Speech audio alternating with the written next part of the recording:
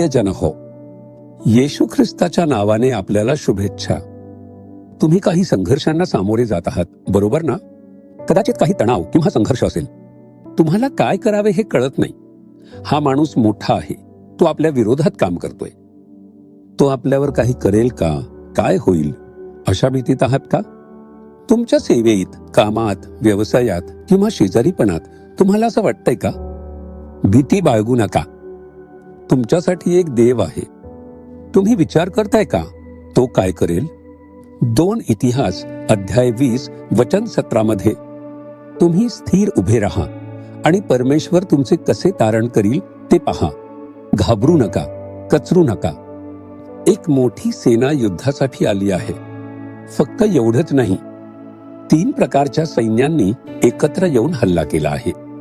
राजा यहोशापट याला चिंता आहे की तो त्यांच्यावर कसा विजय मिळवेल.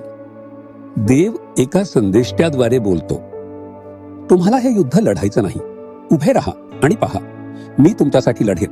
फक्त मी काय करतो ते पहा. घाबरू नका, गोंधळून जाऊ नका. देव त्याला धीर देतो.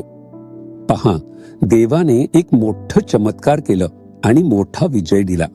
कधी कधी असंच होतं. काही गोष्टींसाठी देव म्हणतो, जा लढा, मी तुम्हाला विजय देईन. काही गोष्टींसाठी तो म्हणतो, हे युद्ध लढण्याची गरज नाही, देवच हे युद्ध लढेल. एकदा एका उच्चपदस्थ पोलीस अधिकाऱ्यानं मोठी अडचण निर्माण केली. जाणीवपूर्वक तो खोट्या निराधार आरोपांनी समस्या निर्माण करत होता. तो आमच्यावर दबाव टाकत होता आणि खूप त्रास देत होता. ते आले आणि मला म्हणाले, आम्हाला काय करावं कळत नाही. तो एक शक्तिशाली अधिकारी आहे, आपण काय करू शकतो? आम्ही काहीही चुकीचं केलं नाही, पण त्याला आमच्यात दोष शोधायचा होता. त्याला काहीतरी करायचं होतं आणि सेवेत अडचणी निर्माण करायच्या होत्या.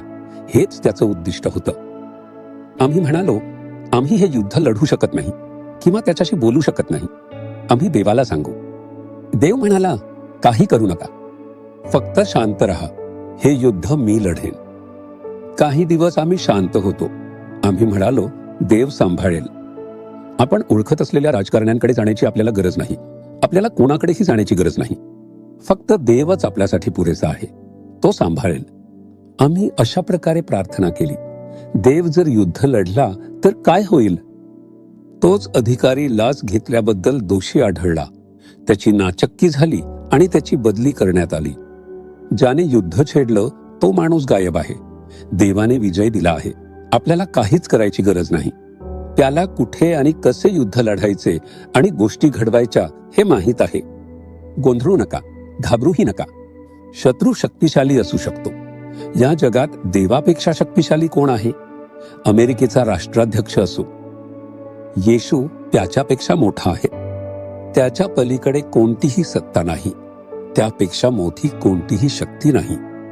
तो सर्वांपेक्षा मोठा आहे.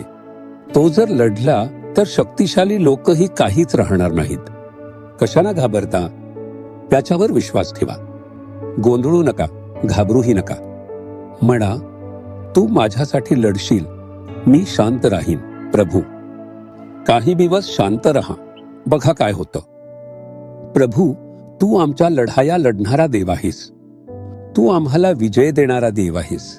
तू या घाबरलेल्या आणि गोंधळलेल्या मुलासाठी लढतोस. तू त्यांना विजय देतोस आणि आनंदी करतोस. त्यांच्यासाठी एखादं चमत्कार कर. येशूच्या नावाने मी प्रार्थना करतो. आमीन, आमीन. जीसस रिडीम्ड मराठी ह्या यूट्यूब चॅनेलला सबस्क्राईब करा. सबस्क्राईब बटनावर क्लिक करा आणि बेल चिन्हावरही क्लिक करा. दररोजच्या नवीन कार्यक्रमांची माहिती मिळवा.